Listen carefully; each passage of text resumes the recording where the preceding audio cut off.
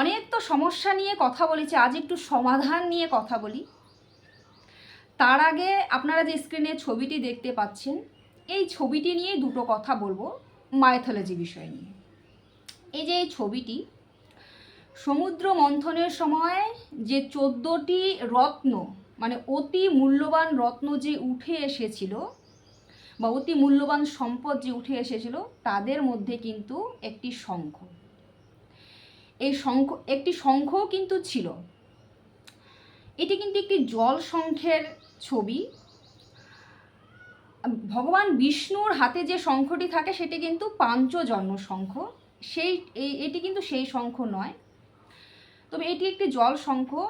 বাস্তুশাস্ত্র মতে মনে করা হয়, আপনি যদি আপনার বাড়িতে জল শঙ্খ রাখেন তাহলে কিন্তু আপনার বাড়িতে ভীষণই পজিটিভিটি বা পজিটিভ ভাইবস তৈরি হয়, যে কোনো নেগেটিভ এনার্জি খুব সহজেই দূর হয়ে যায়।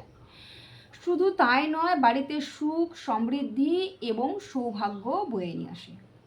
এই জল শঙ্খের জল আপনি যদি পুজোর পরে বাড়ির চারিদিকে ছেটাতে পারেন, তাহলে কিন্তু আপনার বাড়িতে যদি ছোটোখাটো কোনো বাস্তু দোষ থাকে তাহলে কিন্তু সেই বাস্তু দোষও কেটে যায়। এই জল শঙ্খকে কিন্তু ভগবান বিষ্ণুর প্রতীক হিসেবেই মানা হয়। তবে ভগবান বিষ্ণু এবং মা লক্ষ্মীর পুজোর কাজে কিন্তু এই জল শঙ্খ ভীষণভাবে উপকারী। তাই বাড়িতে জল শঙ্খ রাখা কিন্তু অতি আবশ্যক।